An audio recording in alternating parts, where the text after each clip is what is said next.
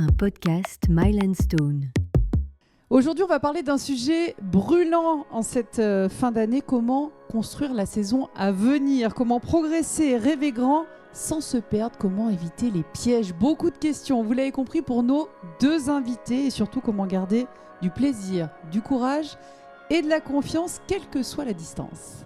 Bienvenue dans Queen of the Mountain, je suis Laurie Delostal et ensemble on va écouter des voix de femmes qui vivent le trail pleinement. Des expertes, des passionnées, des athlètes bien sûr qui vont partager avec bienveillance, sans filtre et aussi leur expertise. On va parler ici progression, entraînement, corps, mental, cycle, mais aussi force et liberté. Et puis surtout on va parler de confiance, celle que l'on construit à chaque foulée. Ce podcast vous est présenté par Kailas Fuga, la marque outdoor spécialiste du trail et de la montagne depuis 20 ans. Au-delà de ses équipements haut de gamme, Kailas Fuga fait bouger les lignes.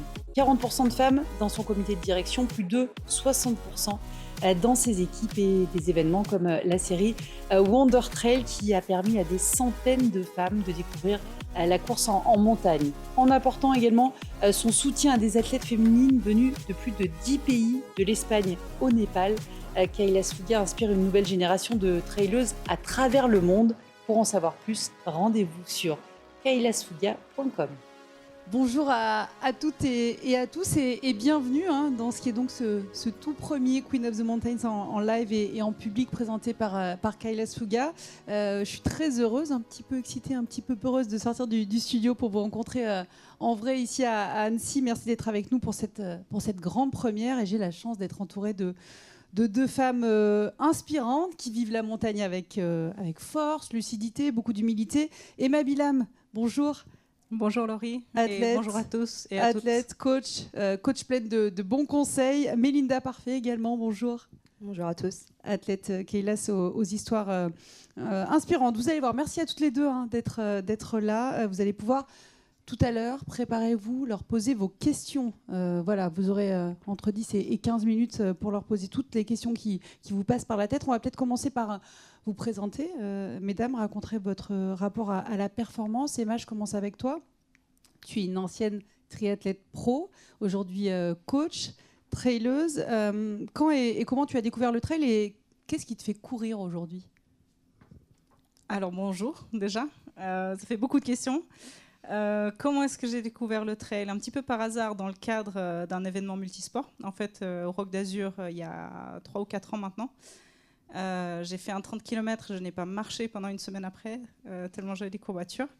Et puis, je m'y suis remise l'année suivante grâce à une amie qui est d'ailleurs dans la salle aujourd'hui et qui m'a dit « Viens, on fait Verbier, ça va être bien ».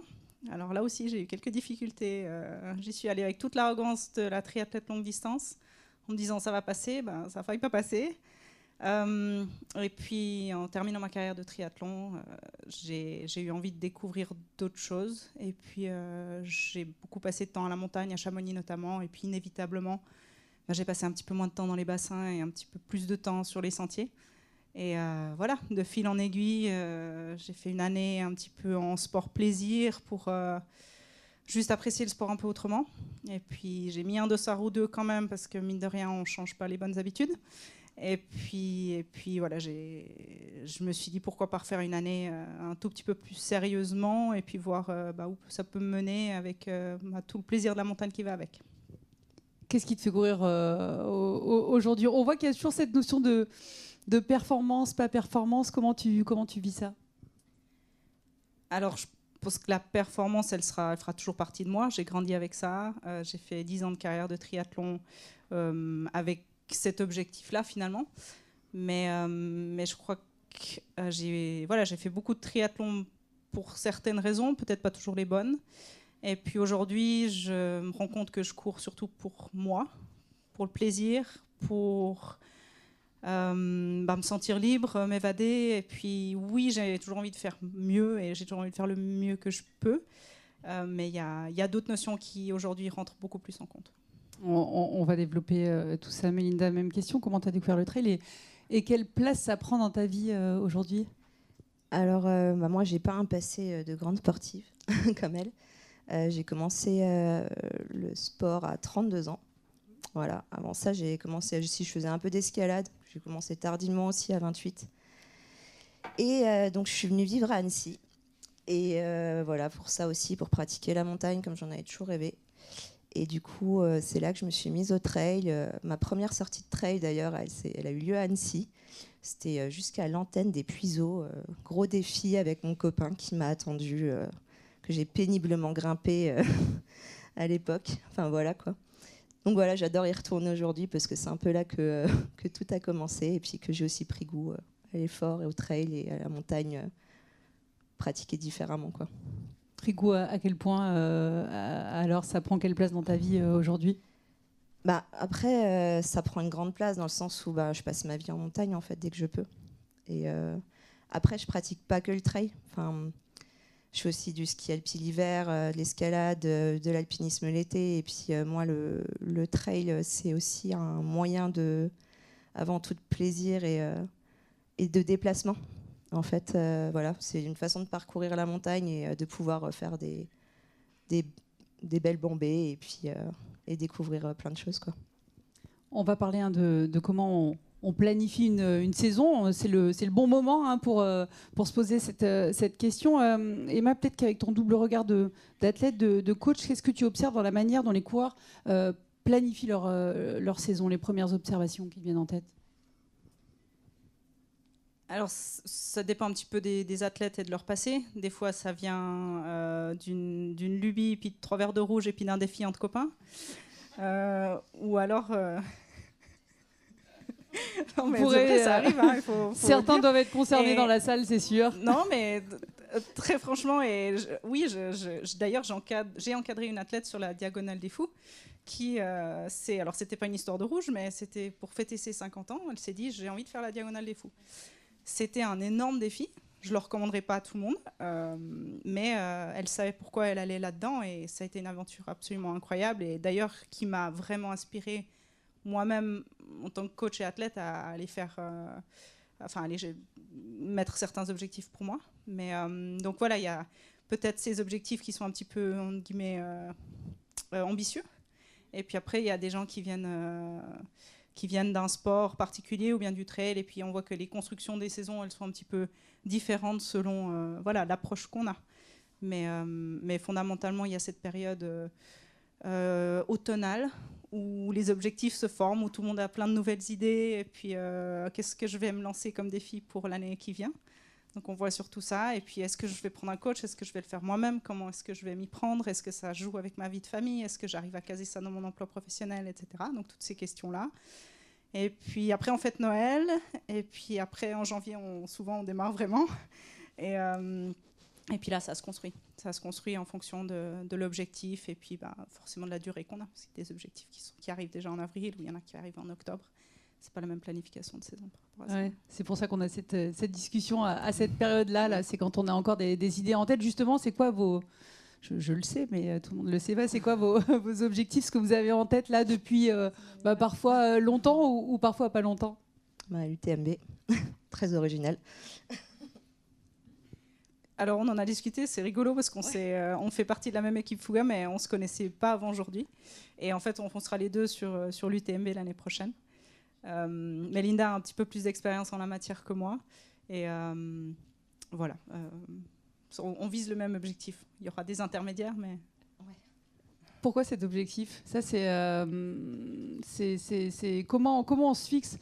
Peut-être qu'on va se projeter sur ces premières questions là. Déjà choisir ses objectifs sans se perdre, ça va être un premier axe de discussion. Comment on naît un objectif dans cet esprit? Et par exemple, l'UTMB, comment c'est né dans votre esprit? Alors, pour ma part, quand j'ai décidé de faire du long et notamment de l'ultra, l'UTMB, c'était pas du tout un de mes objectifs. Je pense que moi, mon premier ultra, c'était l'échappée belle. Du coup, l'intégrale. Et c'est quelque chose qui me correspond bien par rapport à ma pratique de la montagne. Et je pensais pas faire l'UTMB un jour. Je m'étais dit que je ferais le tour du Mont Blanc en trail, mais pas l'UTMB. Et c'est vrai qu'en m'y rendant pour voir mon copain, lui faire l'assistance, voir des copains sur la course et tout, il y a quand même cette ambiance particulière qui peut vous faire passer de ce côté-là et qui donne envie rien que le départ. La voix de Ludo, la musique, ça reste quand même quelque chose de mythique. En plus, j'ai toujours jamais fait le tour du Mont Blanc. Du coup, j'ai pas casé le créneau. Donc là, ce sera l'occasion. En plus, on me donnera à manger sur le chemin. Donc, c'est parfait. Voilà. Et toi, Emma? C'était très franchement aussi un petit peu pareil. Jamais j'aurais imaginé faire cette course-là. En terminant ma carrière de triathlon, je me suis dit, le sport de haut niveau, c'est terminé. J'ai donné. J'ai pas toujours couru pour les bonnes raisons. Et puis quand je suis arrivée au bout, j'avais enfin fait tout un travail sur moi-même pour me dire, en fait, je cours pour moi, je cours pour personne d'autre. Je suis pas là pour prouver quoi que ce soit. Je suis pas là pour faire une performance ou gagner de l'argent ou être debout sur un podium. C'est pour moi. Et en fait, j'ai fermé la porte triathlon très apaisée par rapport à ça. Et j'ai énormément apprécié au fur et à mesure de ces 3 dernières années, en fait, encadrer des gens, d'autres athlètes, et puis vivre un petit peu leurs rêves avec eux. Donc ça m'a énormément apporté. Et puis j'ai quand même fait 2-3 trails. J'ai eu une qualification point pour la CCC, que j'ai hésité. Voilà. On reçoit un email, vous pouvez vous inscrire, etc. Et il y a pas mal de choses que j'ai pas fait dans ma carrière de triathlon, comme partager ça avec mes proches, comme des petites choses comme ça, qui, en fait, cet automne, c'était il y a pas très très longtemps en fait, et c'était notamment après cette Diagonale des Fous où cet athlète qui a fêté ses 50 ans là et qui a bouclé cette course très loin de la tête, hein, on va le dire, mais c'était incroyable. Et elle savait pourquoi elle était là. Elle s'était fixé son objectif avec ses raisons. Elle n'a jamais vacillé. Bien sûr, elle était dans le dur, mais elle allait jusqu'au bout. Et en fait, ça m'a vraiment inspirée. Et je me suis dit, en fait, j'ai cette occasion-là d'aller à Chamonix où mes parents ont passé une grande partie de leur voyage, que ce soit arrivé en Suisse, parce que moi je suis anglaise à la base, mais je suis née en Suisse. Mes parents sont arrivés et ils ont passé beaucoup de temps en montagne à Chamonix. Donc cet endroit-là signifie beaucoup pour notre famille. J'ai l'occasion de faire cette course, de partager ça avec eux, de faire ça pour moi. Enfin, pourquoi pas? Pourquoi je ne me donnerais pas cette occasion-là et pourquoi je ne ferais pas ça avec eux? Donc voilà. C'est devenu un petit peu évident et en fait ça n'a rien à voir avec la performance, c'est juste que pour moi c'est important. Oui, il y a beaucoup de belles raisons de s'y atteler. Question peut-être un peu bête, mais est-ce qu'on doit avoir un ou plusieurs objectifs principaux dans une saison? Vous m'en citez un pour vous, mais qu'est-ce que tu en penses, Melinda? Moi, après, je pense que ça dépend ce que tu entends aussi par objectif. Il y a des gens, enfin aussi ce que tu es capable d'encaisser. Encaisser plusieurs ultras, par exemple, c'est pas forcément simple. Avoir plusieurs objectifs, des courses qui sont plus dans des formats de 50, 60, des choses comme ça se fait très bien, enfin pour moi. Après, plusieurs ultras, ça commence à demander quand même pas mal d'expérience, pas mal de mental aussi, parce que c'est coûteux quand même. Enfin, c'est pas rien. Et je pense qu'il faut des courses de prep. Il faut savoir après qu'est-ce qui compte vraiment pour toi. Quelle est celle qui vraiment est ton vrai objectif. Et puis je pense qu'on n'a pas 15 000 vrais objectifs. Ou alors on se perd pour le coup. Enfin, selon moi. Après, c'est pas une règle d'or, quoi. Mais ouais, voilà, moi par exemple, là, il faut que. Je suis un peu une mauvaise élève, j'ai pas fait ma planif. Voilà. Mais, on va la faire là. Je vais y réfléchir d'ici peu. Mais voilà, moi je sais que je vais me caler des courses de prep, que dans le tas, il y aura un 100K, qu'il y aura avant ça un 40, un 50, qu'il y en a que je vais faire avec plus ou moins de rythme. Enfin voilà. Mais mon vrai objectif, ce sera de finir correctement, dans un état présentable. D'arriver à Chamonix, voilà. Et puis je pense que après il faut savoir se recentrer aussi et pas s'éparpiller aussi avec trop de choses, trop de stimulation. Maintenant tout le monde montre beaucoup ce qu'il fait. Enfin, tout le monde fait 1 milliard de trucs, 1 milliard de courses. Il y a des dossards postés sur Insta, de teasing, de courses, etc. Moi j'avoue que là, ça me gêne presque de dire que je vais m'inscrire à l'UTMB, en fait, puisque j'aime bien ne pas dire ce que je vais faire et faire mon truc pour moi, quoi. Donc voilà. Emma, un ou plusieurs objectifs? Je pense que Melinda, elle a déjà couvert beaucoup de choses. Elle a dit, pour moi, je la rejoins sur beaucoup de points. Et puis, ça revient de nouveau à ce que je disais tout à l'heure, c'est de savoir pourquoi on fait les choses et quelles sont nos motivations intérieures. Et ça va guider en fait le choix des objectifs. Et puis oui, s'il y en a un qui est un petit peu plus gros en termes de distance, etc., il va y avoir une certaine préparation. Et puis on peut pas être en forme sur toutes les courses. Non, mais ouais, tu vois, moi par exemple, cette année, mon objectif c'était Verbier, c'était faire la X-Alpine. Et avant, tu parlais de partage, etc. Enfin, il y a aussi ça, quoi. Tu partages la course. Moi, j'ai pris le départ avec mon copain. J'ai ma belle-sœur qui est juste là-bas, qui est la meilleure assistante de l'univers, qui m'a fait l'assistance avec, du coup, le frère de mon copain. Enfin, on en avait un assistant chacun, le grand luxe. Enfin, voilà, il y a tout ça aussi où tu te mets un objectif, tu as des gens qui sont là pour toi et puis tu as envie qu'ils soient fiers de toi aussi. Donc, ouais. Enfin, je pense que c'est important aussi de savoir, de se dire aussi ça, quoi. Voilà. J'allais poser la question des critères de choix, mais ça, c'est des critères avec qui on va partager la course, par exemple, Emma. Dans mon cas, absolument. Ça existe un petit peu en triathlon. Bien sûr, on est rarement tout seul sur une course, même si moi, j'ai fait beaucoup de déplacements seul. Avec mon vélo, mais entre elles c'est très différent. T'étais pas seule alors. Ne dis pas ça, si ton vélo t'entend. La valise prend énormément de place, c'est incroyable. Mais typiquement mon premier ultra, j'ai pas compris cette dimension-là parce que je venais du monde triathlon. Et en fait, j'y suis allée. Ma maman m'attendait à l'arrivée parce que je lui avais dit à l'arrivée à Verbier. Et puis à aucun moment je me suis dit mais en fait je me suis dit j'ai pas besoin et ça m'aurait bien aidé et en fait j'ai beaucoup apprécié sur les courses que j'ai fait après de savoir qu'au bout de 60 bornes il y avait quelqu'un et puis qu'on pouvait avoir un petit échange et puis que ça allait me relancer, ça allait me redonner de l'énergie et ouais, et puis je pense aussi quand tu parlais de planif, tu vois, il faut se dire moi l'année dernière j'avais fixé cette date-là avec Verbier et ça m'a laissé le temps aussi, je rêvais de me mettre au parapente.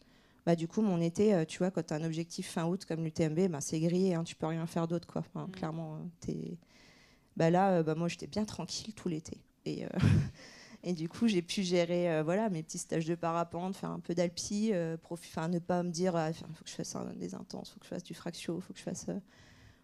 j'ai perdu le rythme. Enfin, voilà, t'enlèves aussi une grosse pression. Ça, je pense que ça fait du bien. Après, d'avoir des objectifs secondaires. Moi, je vois, là, j'en ai eu en automne un trail incroyable...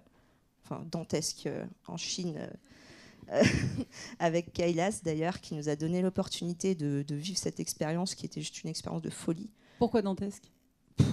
Déjà c'est un trail qui démarre à 3003 et qui monte à 4005 à plusieurs reprises, donc déjà là tu vois c'est un petit peu, ça fait 100 bornes et il y a eu des conditions météo, non mais chez nous ça aurait pas lieu quoi. Je dis ça, mais c'était. Et puis il y a des ours, il y a des panneaux partout, comme quoi il faut pas être là-bas la nuit. Bon, tu es la nuit, là tu es seul au milieu de nulle part, il neige, tu es à 4005. Bon, à un moment tu es dans un single, il y a des chevaux qui te descendent dessus, tu sais pas d'où ils sortent, il y a personne. Bon, c'est pas grave. Mais du coup, non, mais puis il y a eu dans les conditions météo étaient catastrophiques, mais moi c'était génial, franchement, super expérience. Mais t'es bien au chaud après, quoi. Après, là, on parle de gros d'objectifs qui sont dans l'ultra, dans les grosses distances, etc. Des choses qui demandent une préparation qui est peut-être extrême à certains niveaux. Et puis, c'est quelque chose que je retrouve un petit peu dans le coaching, où il y a des gens qui viennent vers moi avec des objectifs, ou peut-être qu'on en discute, parce que je pense que quand on dit objectif, on pense tout de suite à UTMB, des grosses choses. Et en fait, pour moi, c'est super important en fait, que l'objectif il soit mesuré, il soit à notre échelle. Et encore une fois, on ne le fait pas pour impressionner la galerie, on le fait pour nous. Et il faut que ça passe avec le travail, avec la famille, avec nos capacités physiques, nos capacités mentales, enfin, tout le monde qui nous entoure finalement. Ouais, et surtout l'envie. Enfin, faut avoir envie. En fait, t'as pas forcément envie de faire un ultra. Moi, ça me plaît, c'est pour ça que je le fais, je trouve ça cool. Mais en fait, moi, j'ai des copains qui sont super bons coureurs. Je pense notamment à un qui te dira non, mais moi, au bout de 40 bornes, j'en ai marre, quoi. Moi, j'ai envie d'aller boire une bière, quoi. Manger le repas avec les gens, la course, l'ambiance. C'est bon, j'ai ma dose, quoi. Et en fait, c'est tout aussi légitime, en fait. Il y a pas de. Et puis, tu peux être performant sur un 40, c'est pas être performant sur. Enfin, c'est pas la même prep, quoi. Tu as une autre dimension. Je pense que toi, tu es plus peut-être à même de parler de l'entraînement sur du court, mais parce qu'avec le triathlon, au niveau des intensités, de la vitesse et tout ça, c'est quelque chose que tu vas peut-être plus travailler en course à pied. Sur le long, tu fais de la randonnée, quoi. Ouais, j'exagère un peu, mais c'est de la rando rythmée, quoi. Ouais. Non, je voulais juste revenir sur la notion d'envie. parce qu'elle est ultra importante, mais je trouve qu'elle peut aussi nous porter des fois un petit peu trop loin. Et on est peut-être un petit peu surmotivé, un petit peu surenthousiaste. Et des fois, moi, je freine des athlètes, que ce soit en triathlon ou en trail, parce que peut-être que les ambitions, elles sont un tout petit peu démesurées par rapport à leur capacité du moment. Et c'est pas que c'est dangereux, mais c'est que là, on a tout un hype un peu, mais aussi sur les réseaux. Par rapport à tout ce qui est ultra, il faut toujours plus, toujours moi, je plus pense long, qu'il y a un etc. côté, après c'est mon avis très personnel, mais il y a un côté hyper malsain aux réseaux sociaux. Alors, désolé pour les influenceurs qui sont présents, mais je pense qu'en fait, on banalise la difficulté, qu'on banalise l'investissement mental que ça demande, Et puis on qu'on banalise banalise aussi l'entraînement qu'il y a derrière aussi. d'un côté, mais aussi le fait qu'on diminue aussi la réussite sur des choses qui 20 km, mais 20 km en fait c'est énorme. Et c'est beau de réaliser, suivant d'où on part, c'est incroyable. Et puis il n'y a aucun mal à mettre des objectifs qui sont un petit peu plus réduits en fait. Enfin réduits. Avec tous les guillemets que je peux mettre sur réduit. J'allais poser la question des pièges à éviter. Là, oui, vous en avez cité quelques-uns. Se comparer, peut-être se mesurer à ce qu'on voit. Moi, j'en parlais encore avec une copine hier, en fait, qui est une bonne coureuse, qui fait des trucs super chouettes et tout. Et puis elle me disait, il y a un moment, là, je me suis sentie super mal, j'ai déconnecté de Strava. En fait, elle se sentait nulle. Parce que le problème, c'est que quand on habite, par exemple, comme on habite à Annecy, en fait, le champion d'ailleurs peut être le nul d'ici, puis on est toujours le nul de quelqu'un de toute manière. Donc, en fait, ça peut être hyper mauvais pour l'estime de soi. Et puis, ça met une grosse pression aussi sociale. Je pense qu'il faut vraiment... encore une fois, faire les choses par plaisir et faire les choses pour soi. Et pas faire parce que c'est cool. Si toi, ton truc, c'est faire des 20 bornes et de les faire tranquille, c'est super cool, en fait. Si c'est de faire du long, de le faire dans les barrières horaires, mais de finir, c'est super cool aussi, quoi. C'est pas forcé de... Puis encore une fois, des gens qui font des vrais perfs, et moi, je me sens pas concernée par ça, mais des gens qu'on voit dans les réseaux qui font des super belles perfs, qui font... En fait, déjà, souvent, ils bossent pas à côté, ou ils bossent pas à temps plein non plus. C'est rare, à part un certain boulanger ou des personnes comme ça, quoi, mais qui sortent un peu de l'ordinaire. Mais la plupart des gens ont du temps pour s'entraîner, ils ont des coachs, ils vont se faire masser les cuisses, ils ont des diététiciens, ils ont des compléments alimentaires, ils ont de la cryo pour récupérer. Et tout ça aussi, est-ce qu'on a besoin de tout ça pour pratiquer? Je suis pas sûre. Est-ce qu'on est toujours obligé d'être... il y a plein de questions à se poser et peut-être parce qu'on est en période de récup là, mais je prends un peu de recul sur tout ça. C'est le moment où on se pose des questions. C'est quoi la principale question que vous vous posez avant de valider une course, justement? Est-ce que je peux juste faire un tout petit aparté parce qu'elle a parlé de perf et moi je trouve que le mot performance il est très compliqué parce qu'aujourd'hui on a tendance à travers les réseaux et puis même à valoriser les gens en fait qui sont sur des podiums et qui font entre guillemets des perfs. Mais en fait notre valeur humaine elle a rien à voir avec un podium ou une vitesse. Et je pense que c'est utile et important de le rappeler en fait parce que les performances une performance c'est une mesure de progression et c'est une mesure personnelle. Et tout un chacun peut performer à son niveau et peu importe en fait la vitesse à laquelle tu cours ou si tu bats les autres ou pas. Parce qu'une course finalement peut-être tu te retrouves devant, mais finalement, ça veut dire quoi? Tu as juste couru un peu plus vite que les autres. Ouais, et moi, tu vois, cet été, j'ai suivi un monsieur que j'ai rencontré à l'EB, qui a fait l'UTMB, qui a fini ric-rac, barrière horaire, il s'est battu tout le long. Non, mais il a toute mon admiration, quoi. Moi, je sais pas si j'aurais eu le mental d'avoir tout le temps le serre-fil derrière moi qui me dit, là, t'as 15 minutes. Franchement, où tu dois te dire, est-ce que j'ai le temps d'aller faire pipi, vraiment, quoi. Je sais pas si j'y arriverai, quoi. Et moi, ça, j'ai une grande admiration pour les gens qui vont et qui finissent, parce qu'il y a ça aussi aujourd'hui. Dès qu'il y a un pépin, dès qu'on fait pas le temps qu'on veut, dès que il y en a plein qui bâchent, quoi. Pas pour moi, je suis pas sûre que. Je pense qu'il y a plein de fractures du mental, parce que c'est dur de pas atteindre, surtout si c'est une course que tu as déjà faite. Tu as une idée de temps, tu as une idée. Justement, on en revient toujours à la perf, en fait. Est-ce que tu fais le truc pour la trace? Tu vois, l'échappée belle, j'ai fait ça. C'est mon copain et ses potes qui m'en ont tellement parlé. En fait, je l'ai tellement visualisé, cette trace de traversée de Beldon. Je me suis dit, il faut que je fasse ça, quoi. Tu vois, c'est évident, c'est incroyable. Et tu le fais pour faut savoir pourquoi tu le fais. Je l'ai pas fait pour faire un temps, je l'ai pas fait pour, enfin voilà. Après, tu fais ce que tu fais et t'en es plus ou moins content. Enfin voilà, mais je pense que ça, c'est vraiment à garder en tête aussi, quoi. Quand tu réfléchis à est-ce que je vais faire cette course ou pas, c'est pourquoi je la fais, quoi. C'est juste ça, C'est finalement, juste la la vraie question. raison. Est-ce que j'ai vraiment envie? Que ce soit se mettre dans le dur sur 20K ou faire un ultra qui va te coûter, etc. Enfin, c'est vraiment la question, quoi. Est-ce que c'est ce dont j'ai envie? Est-ce que c'est ce que je veux faire, quoi? Tu confirmes, Emma? C'est la question. Comment construire une saison cohérente? C'est le deuxième thème de notre discussion. Je vous rappelle que vous devez préparer vos questions, hein. J'espère que vous êtes en train de le faire. Les grandes étapes d'une saison réussie, on le disait, là, ce sont lesquelles selon vous? Là, c'est la période de réflexion et dans ta tête, comment ça va se... Tu disais, il va falloir que je m'y mette à un moment à planifier vraiment ma saison. C'est quoi, à un moment, tu vas te poser à un moment, tu vas te poser, tu vas te dire, bon, bah là, je me décide. Comment ça se passe? Pour la planification? Il y a un moment, il va falloir que je me décide parce que maintenant, c'est pire que le Black Friday et Dossard. Du coup, il va falloir que je me positionne un minimum. Mais moi, j'attendrai bien encore un peu parce que là, j'ai pas encore, à part cette UTMB, parce que je sais que j'ai mon ticket et que voilà, ça va être la ligne de mire, enfin voilà, l'objectif final, on va dire. Mais sinon, moi, je suis pas pressée en fait de me dire tiens, je vais faire ça, je vais faire ça. Là, déjà, il a neigé, donc j'ai changé de souliers. Et donc voilà, perso, je vais prendre encore un peu le temps de réfléchir et de voir ce qui me fait envie pour le coup, parce que pour l'instant, je ne sais pas. Donc voilà. Et la suite après, alors?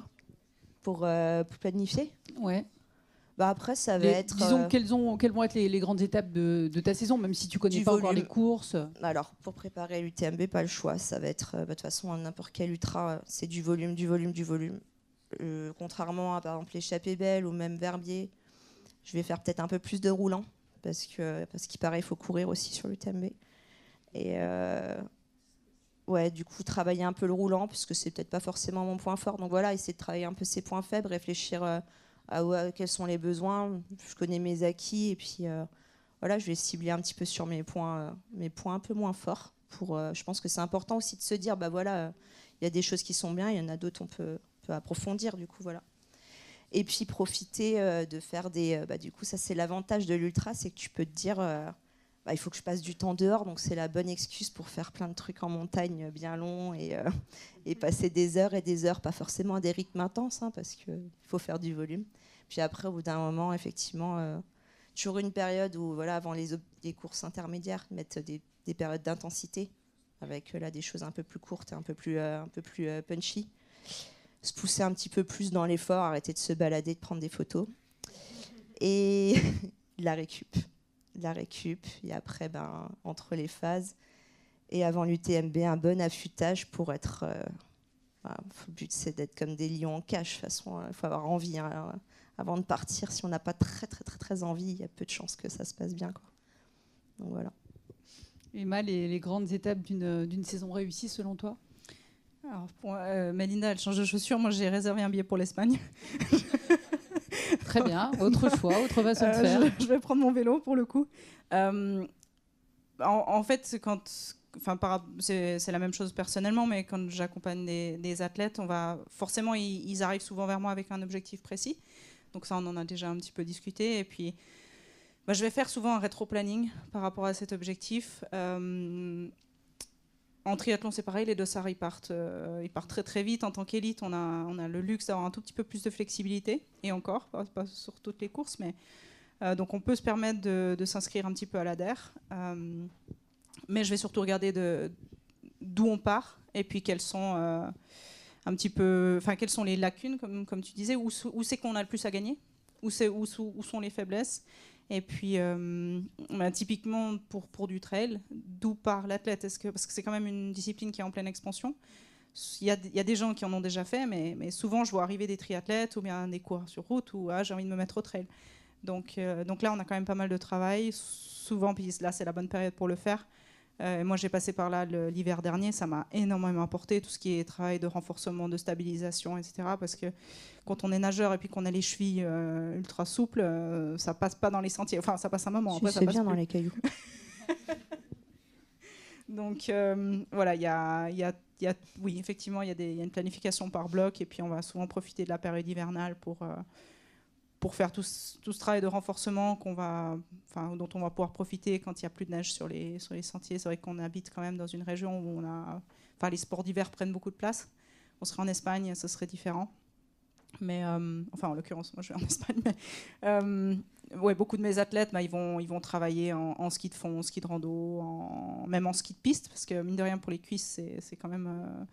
Donc voilà, on a tout ça, et puis au fur et à mesure de l'arrivée du printemps, on va basculer plus sur une construction de volume si on part sur un ultra. On va travailler la vitesse si quelqu'un a besoin de faire quelque chose de plus court et puis en manque un petit peu. Il y a des différents profils physiologiques aussi. Il y a des gens qui sont plus ou moins efficaces sur certains domaines.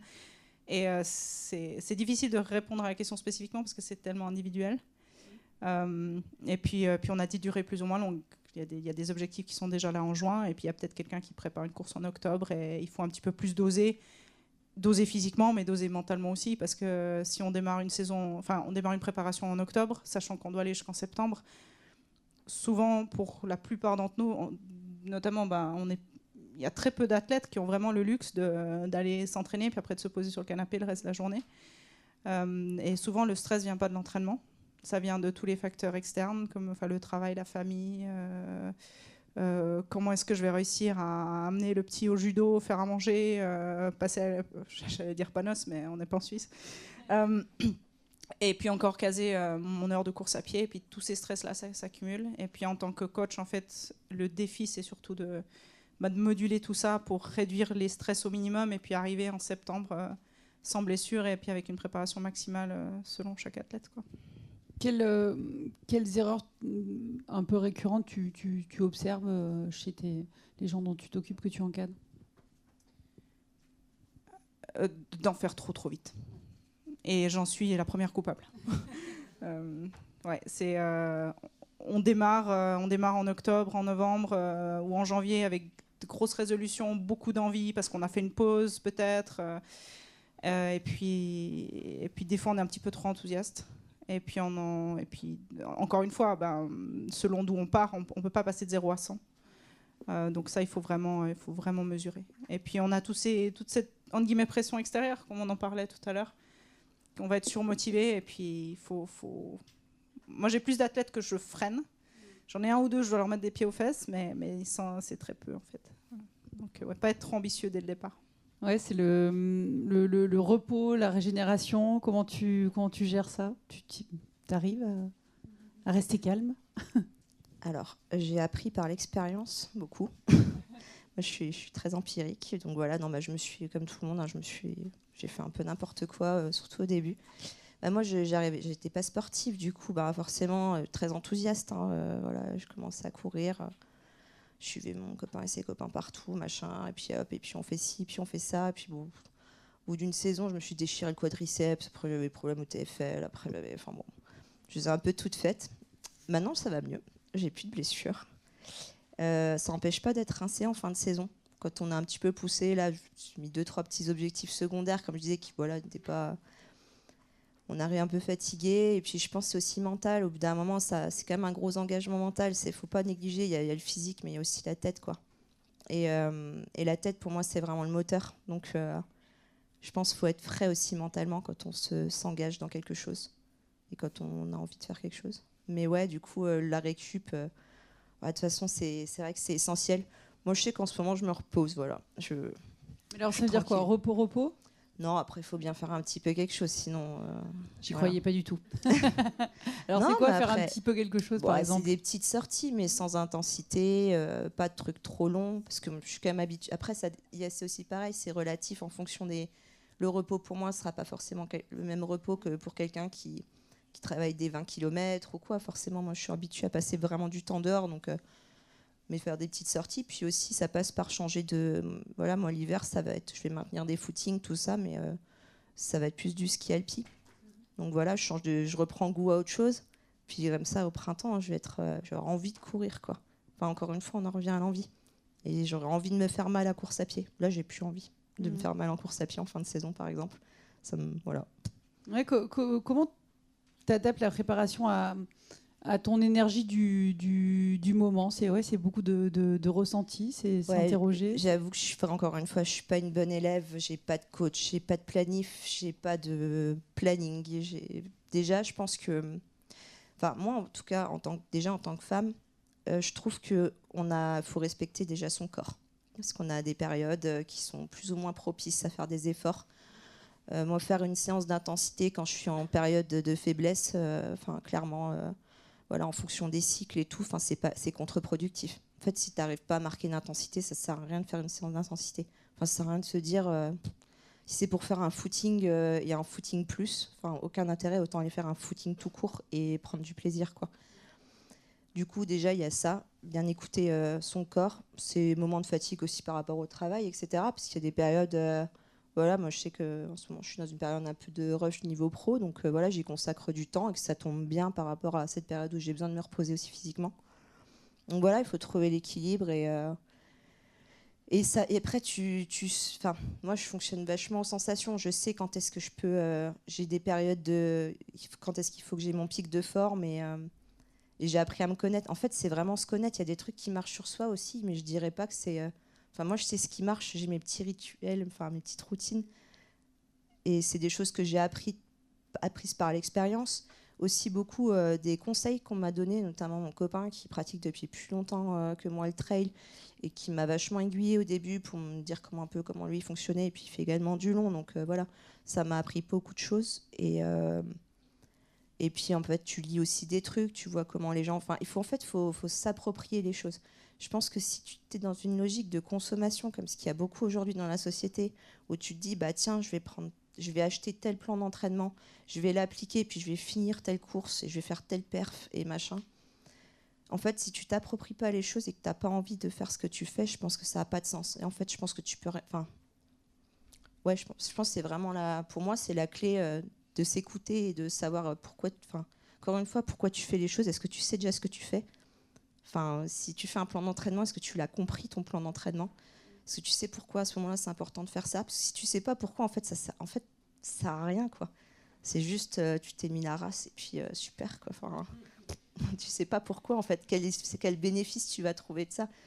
Tu vas sortir de ça. Du coup, je pense que ça aussi, c'est les rôles des coachs pour les personnes qui en ressentent le besoin. Moi, je dis pas que ce serait pas intéressant pour moi, hein, pas du tout. C'est juste que je manque je suis pas assez scolaire, je pense.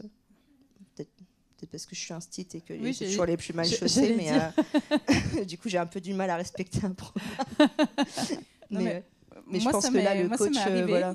J'ai un cas, un athlète, je lui ai dit en fin de saison, je lui ai dit écoute, je pense que on devrait arrêter de travailler ensemble.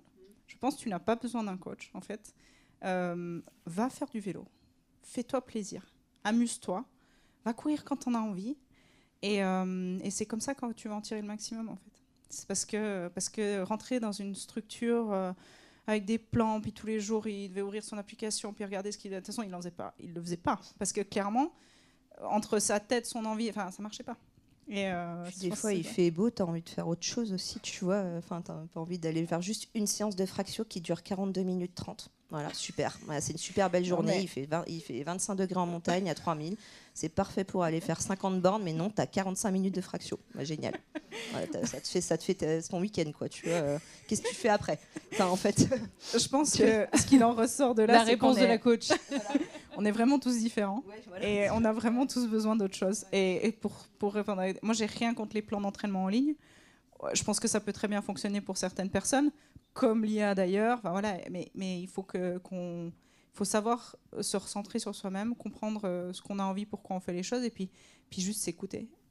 Et s'approprier ce qu'on... Voilà, si tu prends quelque chose, je pense, de quelqu'un d'autre, que tu demandes de l'aide, que tu as besoin d'être accompagné, je trouve ça hyper... Moi, je pense que c'est hyper intéressant et je pense que c'est vraiment un métier qui a de l'avenir et tout, surtout avec le développement de la pratique qui se généralise vraiment. Mais si tu t'appropries pas ce que tu fais, c'est comme ce que je dis à mes élèves, si vous ne comprenez pas pourquoi je vous apprends ça, en fait, vous n'allez jamais retenir, quoi. Du coup, ça n'a pas d'intérêt, quoi. Ça passe par quoi, Emma ? Par beaucoup de discussions. Il faut régulièrement rediscuter avec les personnes dont tu t'occupes pour comprendre où elles en sont, ce dont elles ont envie. Alors encore une fois, ça va dépendre. Il y a des gens qui font jamais de retour sur les entraînements, puis il y en a que j'ai par WhatsApp tous les 3 jours ou tous les 2 jours même. Et encore une fois, je pense que c'est très important parce qu'on a tous une façon différente de vivre le sport.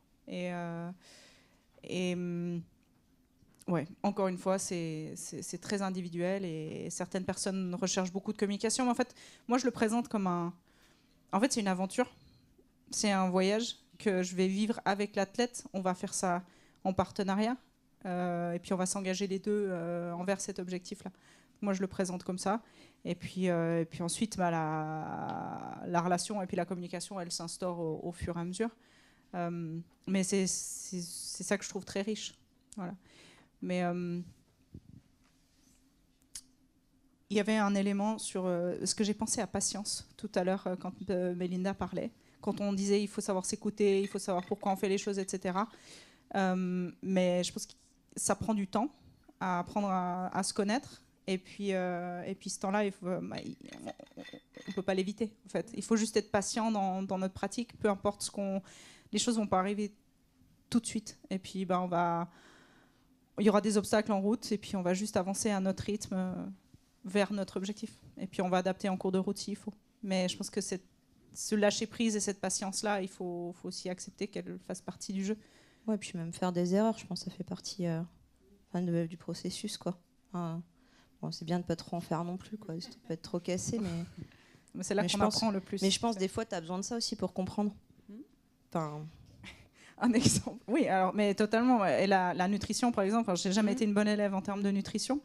Mais je me souviens, alors là je viens au triathlon, mais je me souviens de la première fois que j'ai fait le triathlon de l'Alpe d'Huez. Il y a 120 km à vélo avec 3000 et quelques de dénivelé. Et la dernière bosse, c'est l'Alpe d'Huez. Puis après, il y a 20 km de course à pied en haut. Et j'ai fait un peu n'importe quoi en mangeant. Enfin, j'ai pas beaucoup mangé sur le vélo. J'ai fait 2 virages dans l'Alpe d'Huez. Extinction des feux. Et je suis arrivée en slalom en haut. Voilà, j'ai quand même réussi à courir, à boucler la course. Mais j'ai pas fait 2 fois l'erreur. Et la deuxième fois que j'ai fait le triathlon de l'Alpe d'Huez, je me suis assurée de manger correctement. Donc je pense quand même que les erreurs sont, elles sont inévitables déjà, puis elles sont souvent assez utiles. On apprend beaucoup plus en faisant des conneries que quand tout se déroule bien. Ça pareil, la nutrition, ça dépend de tout à chacun. Ça aussi, il y a plein de trucs sur les réseaux. Oui, faut manger ça, faut manger ci, ça te fait finir une course. Bon, j'exagère un peu. Mais c'est chacun sa recette, quoi. Toi, comment tu gères, par exemple? C'est vrai qu'on entend beaucoup de choses, effectivement. Alors après, moi, c'est très personnel. Hein. Je mange jamais de trucs de nutrition sportive hors course. Donc déjà, moi, du coup, un gel, ça me fait un peu la potion magique d'Astérix, du coup, parce que j'en mange jamais. J'essaie de manger pas trop de sucre, sucre comme ça, trop concentré. Et je mange, après c'est ma recette, je suis réglée comme une horloge, je mange toutes les 45 minutes, tous les 750 D+. Voilà. Je regarde maintenant, mais voilà, ça peut faire rire, hein, mais voilà, c'est réglé, ça fonctionne. Si je veux aller plus vite, il faut que je mange toutes les 30 sur du court. Voilà. Mais si je veux sur du long, c'est réglé comme une horloge. Et je me force, que j'ai faim, que j'ai pas faim, faut que je mange. Et je passe au salé au bout de... Après, ça, c'est pareil, c'est propre au long. Enfin, je passe au salé au bout de 6-7 heures, quoi. Voilà. Et là, je commence à mélanger. Et puis après, c'est à tout ce qui passe, mais toutes les 45 minutes. Voilà. Après, c'est pareil, c'est un truc, c'est testé et approuvé, quoi. Mais ça dépend des gens. La quantité, j'ai pas les mêmes besoins qu'un gaillard de quasiment 2 mètres et qui doit faire 20 kilos, 30 kilos de plus que moi. Enfin, forcément, on va pas avoir la même alimentation. Donc voilà, c'est encore une fois, ça... Si ceux qui ne trouvent pas la recette ou qui ont des problèmes de digestion, enfin voilà, c'est important d'en parler avec des gens qui sont spécialisés aussi.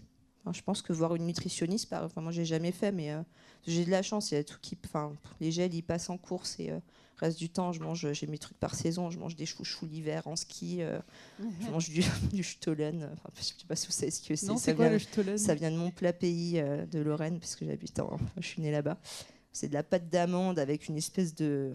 Mes collègues alsaciennes connaissent, mais oui. Voilà, donc avec des raisins secs et d'une espèce de gâteau. Enfin, vous taperez sur Internet. C'est très bon, c'est très nutritif. Mais voilà, et puis je vais manger à mon casse-croûte, en fait, quand... moi, j'aime bien manger du fromage, quoi. J'ai pas envie de manger un gel quand je vais en montagne. C'est dégueu. Voilà. Donc Alors, j'ai moi, pas j'ai envie de quand manger une barre à 6,50 € non plus. Ça me... Voilà. Donc, Non, mais c'est bien de proposer voilà. d'autres modèles. mais je pense qu'on peut manger normalement. Faut pas. Mm. Enfin, ça empêche pas. Hein. Alors, moi, j'ai testé une fois le saucisson sur le Ventoux. Ça n'a pas passé. Hein. Ouais, mais c'est le gras, c'est trop gras. Ça se digère. Alors, Fromage pour le et coup, Stollen. Stollen. Et J'ai- des chouchous aussi, ouais, c'est bien. M&M's en Alpi, il y a que ça qui... Voilà. Non, mais il faut avoir ces petits rituels. Hein, Ouais, il faut savoir ce qu'on aime et ce qui est voilà, bon pour, grande pour nous. nutrition spéciale, je vous donnerai pas les marques. Hein. Il nous reste quelques minutes pour que je vous pose des questions et puis après ce sera à vous de poser des questions.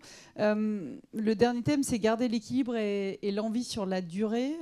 Ma première question, c'est comment on gère les périodes de creux, comment on les vit, comment on les gère, les périodes de creux.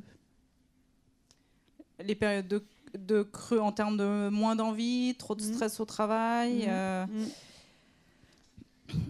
Je pense que la patience fait beaucoup, et puis aussi le lâcher prise. Le sport, on a quand même une chance énorme de pouvoir faire ça, de pouvoir aller se divertir avec ça. Je pense que, alors, c'est pas le cas partout dans le monde hein, d'avoir ce luxe-là. Et puis ça doit rester un plaisir. En fait, c'est une évasion. Et puis si on arrive aussi à le percevoir de cette façon-là, peu importe ce que je peux faire dans le cadre de bouger, en fait, tout est bonus en fait. Donc oui, il y a des objectifs, mais les objectifs ils se déplacent ou ils se réorientent, et puis finalement la vie elle est un petit peu comme ça. Il y a des obstacles, et puis si des fois c'est pas facile, mais si on doit lâcher un objectif et puis en redéfinir un plus tard,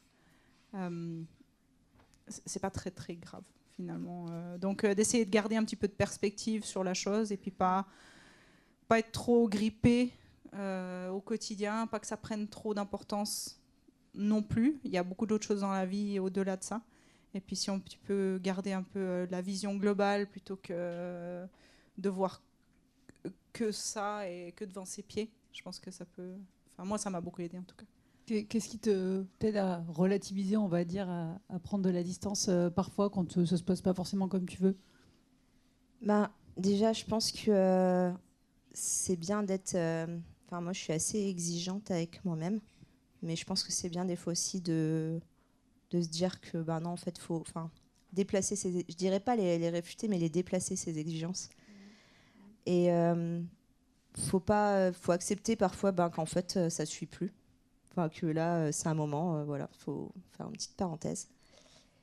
J'ai eu l'occasion d'y pas mal y réfléchir. En plus, je me suis pas mal posée pour réfléchir à ça ces derniers temps. Et je pense qu'il faut... La clé, c'est sans doute aussi de pas être monotâche. Tu vois, que ça devienne pas une obsession. Enfin, qu'il n'y ait pas que ça qui te rend heureux. Enfin, que ce soit pas le seul truc qui te fasse te sentir épanoui, de réussir, par exemple, en trail, ou de réussir en n'importe quoi, en fait, hein, que ce soit en vélo... en gymnastique, je sais pas, en roller derby, enfin voilà quoi. Si tu veux, en fait, peu importe ce qui compte beaucoup pour toi, je dirais, ouais, varier les pratiques, accepter aussi de pratiquer différemment. Tu vois, moi, ces derniers temps, j'ai pas la pêche, mais faire des trucs cool, ça me va. En fait, j'aime bien être dehors, et je sais que c'est toujours une chance de pouvoir pratiquer des choses et tout ça, d'aller en montagne, d'aller se balader. Et je suis bien consciente de la chance que j'ai, et j'ai pas envie de me frustrer parce que je suis pas aussi performante que je pourrais l'être à tel instant. Tu vois, je pense que c'est important aussi de se dire ça, et puis aussi se rappeler que on n'a pas que ça, et qu'il y en a une famille, on a des amis, qu'on a un conjoint, qu'en fait il y a d'autres choses à vivre que d'aller courir et de choper le com du chemin, du trou, du je sais pas quoi, tu vois. Enfin, je veux dire, il y a un moment, la vie, elle est assez belle comme ça, sans être... En fait, il ne faut pas être omnibulé, il ne faut pas que ça devienne... Et c'est pour ça aussi que je parlais des réseaux, c'est que je pense qu'il y a un moment là, ça prend des proportions où, en fait, tu n'es pas cool si tu ne fais pas de trail, quoi. Enfin, tu vois, quand tu vis ici, il y a un peu de ça quand même. Enfin, ah bon, tu cours pas? Ouais, super, quoi. Tu vas, c'est un peu ça, quoi. Je trouve qu'il y a une grosse pression... Et ouais, je pense que c'est important aussi de se dire que on est autre chose que ça, quoi. Je pense, là, ce que tu disais, on est autre chose que ça. En fait, ça revient à l'identité. Et moi, c'est un petit peu ça que j'ai vécu aussi dans le triathlon. J'ai passé beaucoup d'années à m'identifier à travers le triathlon. Donc oui, ça fait partie de qui je suis. Mais en fait, au final, je suis Emma. Et les gens, mes proches, ils m'aiment parce que je suis Emma. Pas parce que je suis triathlète, pas parce que je fais du trail, pas parce que j'ai gagné telle ou telle course. Et je pense que c'est peut-être ça qu'il faut se rappeler aussi. Des fois, c'est qu'on est soi-même avant tout.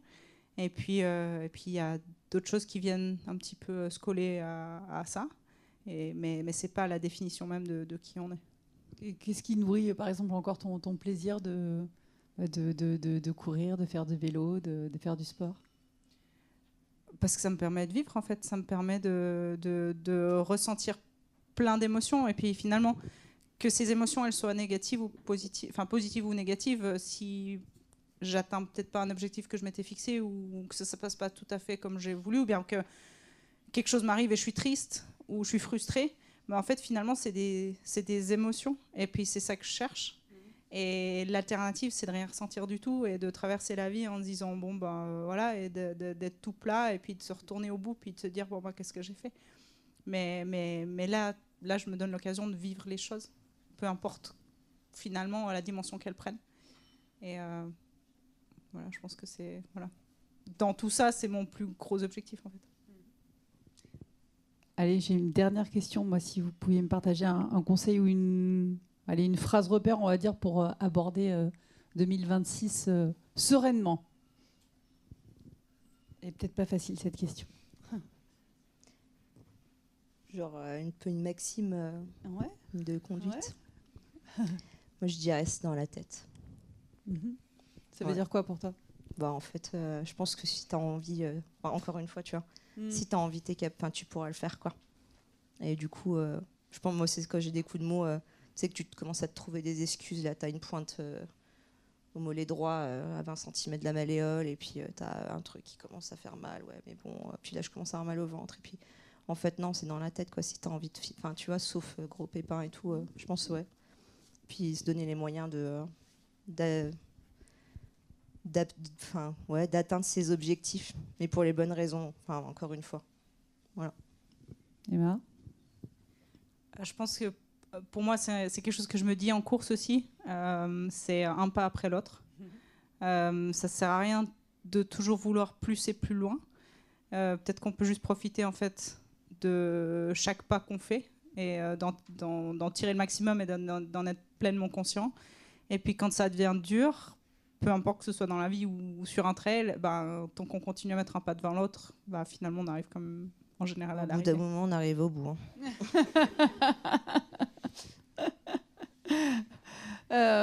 Bon, je suis sûre que vous avez des questions. Il y a un micro qui devrait circuler. Voilà, il est là pour que vous puissiez poser vos questions et qu'on vous entende bien. Et je vois une première question déjà là-bas. Bonjour. Oui, justement, la question, quel est votre objectif à toutes les deux l'année prochaine sur l'UTMB? Sachant que vous êtes des compétitrices quand même. Je peux te faire une réponse à finir. Arriver à Chamonix et puis on verra à quelle heure. Mais en fait, moi, j'ai jamais fait plus de 145 bornes, donc je sais pas ce que ça donne sur 180.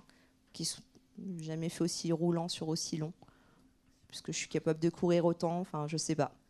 Du coup, je trouve sur du long, c'est dur de donner un objectif. Parce que, puis bon, on est compétitrice, mais enfin, je sais pas toi, mais enfin moi, je me suis pas fixée forcément. J'ai une plage horaire, forcément, mais en tête. Puis si possible, enfin voilà, mais je sais pas toi, ce que tu en penses. Alors moi, je me suis arrêtée à 89 pour l'instant en termes de kilométrage, donc là, je vais faire le double. Tu peux pas faire x2, quoi. Ça marche pas comme ça, malheureusement. Tu vois, ça, c'est aussi un truc. Ça marche pas pour calculer. On est souvent déçus si on fait ça. Ça marche pas 90 x 2. Il y a toujours un moment, ça couac. Non, alors, avec une préparation qui, je pense, sera cohérente, je fais confiance à mon corps pour arriver au bout, ça c'est sûr. J'ai très très peu d'expérience dans le trail, je vais l'avouer. Donc, ce sera j'en ai fait 5, je pense, dans ma vie actuellement. J'ai pas envie de dire mon but sera juste de finir, parce que c'est pas vraiment ce que tu as envie d'entendre. Mais voilà, j'ai envie j'ai envie de partager ça avec ma famille à chaque point d'assistance. En fait, je n'ai aucune idée en fait, de ce que je suis capable de faire sur cette course. Je me dis, ouais, ça passera en dessous des 30 heures. Mais au-delà de ça, j'ai aucune idée. Et ça se trouve, moi, ça n'arrivera même pas tu vois. sûr. Ouais, exactement. Ça, je veux pas te faire peur, hein, mais Non, mais c'est pas une certitude. non, mais justement, Parce qu'on il y a à peu près aucune- le même niveau, c'est pas une certitude. C'est possible, c'est mais envisageable. exactement, et ça dépendra Mais- des 8 prochains mois. C'est long, 180 km. Il peut se passer plein de choses. Tu peux rencontrer un ours qui te barre le chemin. Non, mais absolument, et je pense que c'est ça aussi la beauté de ce sport. Hein. C'est que ça nous pousse un petit peu dans le dernier tranchement et on sait vraiment pas. Puis encore une fois, tu vois, on en arrive à la perf, quoi. Combien de temps? Est-ce exact. qu'on va faire un temps qui est louable pour des filles avec un maillot Kailas qui sont en train de parler depuis 1 heure à vous raconter des conneries sur le trail? Je sais pas, tu vois. Est-ce qu'on va être à la hauteur? Ouais. Moi, si ça tenait qu'à moi, je l'aurais même pas dit que je faisais l'UTMB, tu vois. Comme ça, j'étais bien tranquille. Il y a personne qui m'en parlait, qui me demandait combien de temps j'allais mettre Ouais. et si j'allais faire une belle perf ou pas. Ouais. Tu vois ce que je veux dire? Parce que Et- c'est tellement ouais. personnel et c'est tellement. Enfin, Ouais. ça dépend de la météo. Si c'est canicule, ça peut être super dur. Si c'est déluge, tu perds des ampoules aux pieds, des problèmes de chaussures. Enfin, c'est. Puis peu importe si tu fais 30 ou 40 heures, tu vas quand même ouvrir le champagne avec ta famille après. Encore une fois, c'est pour ça, pour le coup, vraiment, moi, ça me tiendra à cœur de le faire ce tour, de le boucler. Parce que ça va, je trouve que sur de l'ultra notamment, tu me dis sur un 50, je te dis pas, est-ce que je vais finir, je sais pas. Non, je suis sûre que je vais finir, sauf si je me fais une fracture ouverte en chemin. J'arriverai au bout, même si j'ai fait pas un bon temps, quoi, tu vois. Sur l'UTMB, je peux pas te dire, je suis sûre que, enfin, je sais pas en fait. Vraiment, enfin, il peut se passer plein de choses sur du long. Je sais pas si toi tu pratiques. Si tu as préparé ta course en amont, tu dois bien savoir si tu vas arriver. Enfin, je sais pas, moi je fais de l'Ironman, je me lance pas sur un Ironman avec l'objectif de me dire tiens, j'ai fait que Est-ce que tu fais 50 du trail bornes du de coup vélo, je fais pas des sorties de 50 bornes de vélo. Ah Et ouais. pareil, Après, la mat, tu gagnes pas en brin. Après, tu vois, la prépa, tu fais le triathlon, c'est beaucoup plus millimétré. C'est une discipline. Enfin, si je peux. Alors, c'est pas mon domaine. Et encore. Mais je trouve Ouais. que c'est très carré. Moi, les triathlètes que je connaissais, c'est quand même super carré, super chronophage. L'ultra trail, c'est très particulier. C'est pas la même chose encore que d'être un coureur de 50 ou 60 ou de 20 ou tu vois. Il y a vraiment tellement de paramètres que vraiment tu peux te prendre. Moi, ça m'est arrivé en Chine. Là, je me suis pris facilement 3 heures dans la tronche. Je sais pas ce qui s'est passé, mais voilà, je me suis pris 3 heures par rapport à mon estimation. Voilà, c'est déluge, coup de mou, j'avançais plus, altitude, enfin voilà, c'est tout, hein, c'est comme ça. Mais tu vois, c'est pour ça que... Et c'était que 100 bornes sur 180, pour de vrai, il peut vraiment se passer plein de choses. Et t'as évidemment un temps que tu vises. Moi, évidemment, je vais pas te dire je vise les barrières horaires. Ce serait hypocrite de ma part, quoi, tu vois. Mais pour autant, il faut pas se brûler les ailes non plus. Et je pense que c'est vraiment les sensations qui vont primer, quoi. Une autre question? Là, je vois un doigt qui se lève ici. Moi, j'ai une question justement par rapport à la performance que tu disais tout à l'heure. Quel regard tu as sur l'évolution des performances féminines? Parce qu'on parle des féminines. Dans l'évolution sur les classements, on va dire général, on voit qu'il y a beaucoup plus de femmes qui commencent à faire de la performance de très très très très haut niveau. Et justement, par rapport à ça, et les organisations, on voit qu'il y a aussi une évolution pour les femmes sur les courses et surtout sur les longues distances. Justement, je voulais avoir votre regard en tant qu'athlète là-dessus. Je trouve ça intéressant comme intervention de ta part parce que je trouve que justement aujourd'hui on met beaucoup plus en avant les femmes dans la pratique du sport. Je pense qu'elles sont aussi plus présentes parce qu'elles prennent conscience que c'est aussi possible pour elles, on est aussi capable. Alors on est moins performante, c'est sûr. En fait c'est notre corps qui est enfin voilà. On a moins de globules, nos muscles sont moins performants, on a moins de puissance. On a un gabarit aussi qui fait que moi j'ai pas la foulée de Jim Wesley comme vous pouvez vous en douter quoi. Et il y a un moment en fait ça permet aussi, il faut aussi se dire qu'on est capable et je trouve que les organisations quand même elles accordent une attention particulière à ça. Après les performances des hommes restent toujours plus mises en avant dans la médiatisation. Moi ça m'est arrivé par exemple, de faire des podiums, tu vois nulle part, même si tu es sur le format long, que qu'au scratch t'es pas non plus dégueu, que voilà. Mais c'est sûr que forcément on est moins impressionnante, comme le Tour de France féminin est moins impressionnant que de regarder Pogacar mettre la pilule à tout le monde dans tel col. Enfin, en fait, il y a ce problème-là que je pense que voilà, c'est moins c'est moins médiatisé, mais ça change. Enfin, je pense que ça change, et il faut aussi que les femmes elles se fassent confiance, qu'elles se disent en fait, pourquoi je le ferais pas, quoi. Enfin, finalement, comme tu disais, c'est mettre un pied devant l'autre, quoi. Au bout d'un moment, tu y arrives. Enfin, tu faut juste jauger progressivement tes distances et te dire que si ça te fait envie, encore une fois, si c'est un truc qui te fait envie, pourquoi pas toi, quoi. Enfin... Alors, je découvre le monde du trail depuis une année là, mais je pense que c'est ce qui commence à arriver dans le trail maintenant, c'est peut-être une bascule qui est arrivée dans le triathlon et peut-être dans le cyclisme il y a quelques années, où on voit que la densité du plateau féminin est de plus en plus grande. Alors dans le triathlon, il y a toujours eu un tout petit peu moins de, je pense, l'égalité a toujours été peut-être un tout petit peu plus marquée, en tout cas au niveau des primes de course, etc. De la participation féminine, on a toujours été un petit peu, on guillemets, meilleur. Enfin, il y a eu un tout petit peu plus de femmes, je pense, mais je pense que ça se voit dans tous les sports. Puis c'est une bonne chose. Oui, on a encore moins de temps d'écran, clairement. Je pense que dans les contrats sponsoring, il y a aussi un petit peu de travail à faire.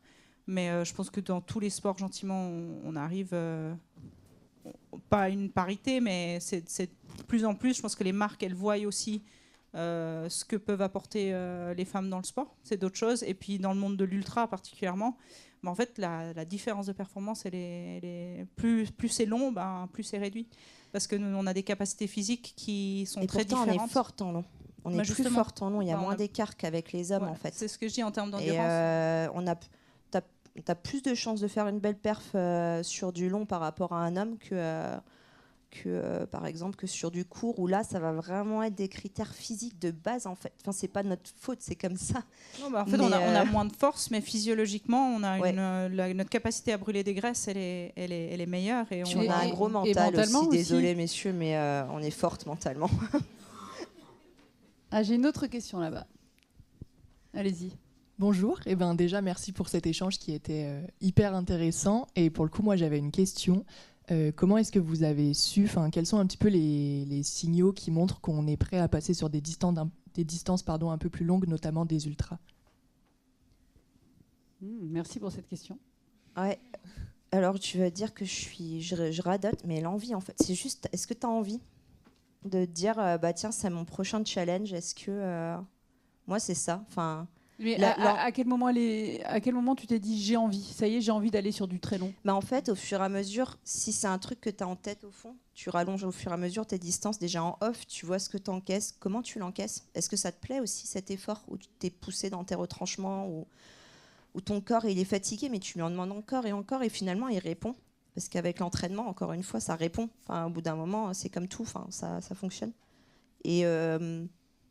Et je pense que c'est au moment où là, toi, intérieurement, tu te dis, en fait, là, j'ai envie de faire un truc encore plus gros. Et là, en fait, c'est mental. En fait, c'est mental. C'est parallèlement à une prépa sportive. Je ne sais pas si tu es d'accord avec moi, mais que tu te dis, parallèlement à ton corps qui évolue vers ça, que dans ta tête, tu as envie de faire ça, et du coup, tu t'en donnes les moyens pour aller plus loin, quoi. Je pense aussi, tu vas démarrer à un certain point. Tu vas te fixer un objectif qui pour toi est réaliste, tu vas faire l'entraînement qu'il faut pour arriver à là, puis tu vas voir la réaction de ton corps. Et est-ce que tu as eu du plaisir à faire ce que tu t'es fixé comme objectif? Est-ce qu'au contraire, ça t'a pas trop plu? Ou bien tu dis non, ça suffit, c'était ma limite à moi? Je pense que tu le sens tant physiquement que mentalement. Ouais, et puis vraiment, est-ce que tu as le goût de ça aussi, de faire du long? Moi, je connais plein de gens qui sont super bons coureurs, mais en fait, non, juste ça, ils n'ont pas envie. Enfin, voilà. Mais moi c'est vraiment l'envie. J'aime bien être longtemps dehors. Enfin, voilà, c'est ce qui me fait kiffer, d'être passé plein de temps dehors. Du coup, forcément l'ultra ça me correspond. Mais voilà, c'est personnel, quoi. Qu'est-ce que vous recommanderiez à une femme qui n'habite pas sur Annecy, qui n'a pas forcément dans son entourage une copine qui court, qui fait du trail, mais qui a cette idée en tête, qui aimerait bien peut-être se mettre au trail ou à la course à pied ou à la course de sentier, peu importe. Qu'est-ce que vous recommanderiez à une nouvelle entrante qui ne le sait pas encore en fait, que potentiellement ça lui plairait et qu'elle a le droit de le faire et qu'elle peut le faire? Vous voulez essayer de convaincre quelqu'un, c'est ça? Alors, est-ce qu'il y a un message du coup Est-ce que cette personne elle est dans a la dit salle? tout, cette hypothétique personne. Non, mais je pense que la beauté de la course à pied, c'est qu'on peut vraiment courir partout. Et puis que dans n'importe quelle ville, il y a des parcs, il y a des escaliers, il y a des échappatoires. Puis t'as en fait, toujours qu'on une des côte à la options. noix quelque part. Hein. Franchement, il y a toujours un moment où tu dis ah mince, ça monte quoi. Enfin, quasiment. Sauf peut-être sur des îles ou je sais pas. Et puis ouais, après se dire aussi, bah, si tu connais personne, je pense courir seul. Alors c'est peut-être plus dur au début, mais moi je sais que courir seul, c'est aussi, ça fait du bien. Enfin c'est aussi se ressourcer, être au calme. Enfin moi je cours beaucoup seul et quasiment tout le temps. Et du coup c'est ouais. Autant j'adore courir avec des gens, mais j'aime bien aussi, courir seul à l'entraînement au quotidien. Je trouve que ça doit pas être un frein en tout cas pour quelqu'un qui veut commencer, même si c'est peut-être plus dur de mettre le pied à l'étrier. Ouais. Ça j'entends. C'est très personnel. Moi, je suis aussi triathlète par définition. C'est assez solitaire. C'est pas pour rien que j'ai été triathlète. Mais je sais qu'il y a beaucoup de gens qui cherchent la communauté et qui ont envie de courir en groupe et la motivation est là. Et puis même en milieu urbain, il y a des groupes de trail. Je sais, il y en a énormément. Et si ça peut aider. Il n'y a pas besoin d'aller vite, il n'y a pas besoin de chercher la perf à tout prix. Il y a vraiment beaucoup de groupes qui sont très ouverts et vers lesquels on peut se diriger. Ouais, et puis effectivement, se rapprocher d'un club ou quoi, ça te permet aussi de prendre conscience que toi aussi, tu es capable de le faire, en fait. Qu'il y a tous les niveaux et qu'en fait, il n'y a pas de barrière à avoir, quoi. Et puis après, c'est sûr que c'est plus facile quand les week-ends. Moi aussi, j'adore être avec les copains. Avec mon copain, faire des trucs, partir en week-end complet, c'est bien d'être à plein, mais la semaine, tu fais tes entraînements seul, ça marche aussi, quoi. Faut pas que ce soit un frein, le fait d'être seul et de pas avoir quelqu'un pour t'accompagner. En général, ça te fout même en l'air tes trucs, hein, si vraiment tu veux t'entraîner. C'est bien de s'écouter aussi aux sensations, de pas se mettre la pression avec le pote qui a décidé de faire un jour-là un fractio de folie, là, et toi, t'es pas en forme, t'aurais bien juste fait un footing.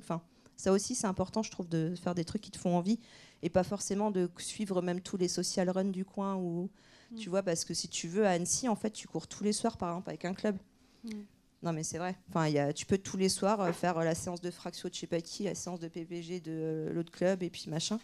Et en fait, quand est-ce que tu cours pour toi et avec tes propres sensations, tu vois, ça aussi, ça peut être, en termes d'entraînement, ça à méditer, selon moi. Mais voilà. Moi, j'ai une idée de conseil aussi, c'est lui acheter des jolies baskets pour Noël. Ça motive aussi à aller courir. Il y a une marque qui en fait des pas mal, je peux te conseiller si tu veux. Bonjour, merci pour cet échange qui est plutôt riche. J'avais une question, est-ce que vous mettez aussi le running ou le sport de manière générale au profit du développement personnel dans votre vie ? Alors, peut-être que moi, ça a été la clé du développement personnel, en fait. C'est à travers le sport que je me suis posé toutes les questions. C'est le sport qui m'a forcé à me poser les questions que je me suis posées. Et justement, par rapport à ce pourquoi je fais les choses, pourquoi pas en termes de jugement, mais juste de mes convictions personnelles. Et si j'avais pas eu tout ce parcours dans le triathlon, je me serais pas posé ces questions-là, en fait. Et j'en serais pas là aujourd'hui à faire l'UTMB. Pour ma part, je réduirais pas ça par contre au running ou au sport, tu vois, parce que du coup, encore une fois, je trouve ça trop fermé. Mais moi, je te répondrais que oui, par contre, la montagne, elle a une importance particulière dans mon développement personnel. Et elle peut être source de joie, elle peut être thérapeutique, elle peut être... c'est vraiment... c'est un moyen de partage aussi.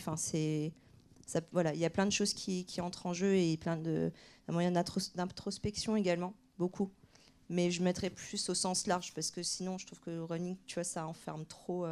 Et même sport, en fait. Moi, je veux pas enfermer ma pratique avec mon corps, tu vois, dans le terme sport, si tu veux, parce que je trouve ça trop. En fait, ça fait tout de suite Strava, quoi, tu vois. Ça fait. Ouais. Du coup, voilà. On peut dire activité physique. Voilà, ouais, non, mais pratique en montagne, pratique. Ouais. Voilà. Une dernière question. Merci. Il y aurait beaucoup de choses à dire. Déjà, comment dire, il y a eu beaucoup... Enfin, je refuse que sur les 4 questions, ça soit 3 hommes. Pour un événement aussi féminin, ça me fait trop mal au cœur, à mon militantisme. Donc, je prends la parole. Je pensais qu'il n'y aurait que des femmes, d'ailleurs. Ça, tu vois, c'est typique. C'est parce que tu as plus confiance en toi quand tu es un homme et tu prends plus la parole. Alors que quand tu es une femme, tu dis, est-ce que vraiment ce que je veux dire, ça va être intéressant? Ouais, non, mais 100%. Non, mais ça, c'est complètement... C'est prouvé. Hein, c'est pas moi qui fais du lobbying féministe, mais ouais, c'est prouvé. T'inquiète, mais vas-y, on t'écoute. Je peux m'occuper de tout ça. On est tout oui. Non, mais il y aurait beaucoup de choses à dire aussi sur l'entre-soi anécien. On est en train de le cultiver aujourd'hui. On se ressemble tous dans la salle. Franchement, on est tous blancs, valides, sûrement hétéros, sûrement avec de l'argent, sûrement avec plein de choses. Donc tout ça, ça reste un plus en fait d'aller faire du trail. C'est pas toute la vie, en effet. Et pour revenir juste sur pourquoi est-ce qu'il y a moins de femmes dans le trail et notamment dans l'ultra trail. Vous avez évoqué un peu la biologie. C'est un discours qui est entendable, mais n'oublions pas que on est des femmes, donc on a plus de charge mentale, on doit œuvrer à plein de terrains là où en fait les hommes ont moins de choses à gérer. Donc le trail, ça reste un truc de paresse. Mais on ne sera jamais d'accord avec la personne qui est derrière, vu que la première question qu'il pose, c'est une question de performance, alors que vous avez parlé pendant 30 minutes de tout le rapport à... j'ai noté 40 milliards de trucs. Après, toutes les questions sont légitimes. La pression. Non, mais ce que je veux dire par là, c'est que, en vrai, merci de prendre la place dans ce monde-là. Et vous êtes tout aussi légitimes. Et j'espère que toutes ces femmes qui seront dans la salle se sentiront légitimes à s'entraîner, à prendre des dossards. Ou pas, moi j'en prends pas, j'ai pas ce travail, j'ai pas de monde, je m'en fiche. Après faire du trail, c'est pas forcément porter un dossard, encore une fois. Bien sûr, et c'est pour ça que aussi, je pense que c'est important de le rappeler. Non, bien sûr. Porter un dossard pour faire de la randonnée, être frustré, te sentir nul par rapport aux autres dans le classement, est-ce que c'est un intérêt? Je suis pas sûre, quoi, tu vois. Est-ce que si c'est prendre un dossard pour prendre un dossard, est-ce que tu le prends pour des bonnes raisons? Est-ce que tu vois, parce que tu peux prendre un dossard pour l'émulation, par exemple. C'est quand même fou un trail, enfin une course, enfin n'importe quoi, mais un truc où il y a du monde qui va atteindre une arrivée, quoi. Peu importe les moyens. C'est l'émulation qui est cool. C'est ça qui te donne envie de te dépasser, de courir plus vite, mais c'est pas une obligation, encore une fois, quoi. Tu peux avoir une super belle pratique du trail sans porter de dossard, quoi. Ça aussi, je pense, c'est important de le dire. C'est là où je voulais en venir, c'est que rencontrer des gens et voir des beaux paysages, c'est déjà simplement suffisant. Et se déplacer, faire du sport pour la tête ou pour le corps, c'est déjà très bien. Voilà, merci. Merci beaucoup pour cette intervention. C'était une belle conclusion parce qu'on est resté beaucoup trop longtemps assis là. Merci en tout cas pour vos questions, pour votre écoute. Merci à toutes les deux. Merci à vous. À toi. C'était très chouette. Merci à vous. Et merci. Et allez courir. Allez hop.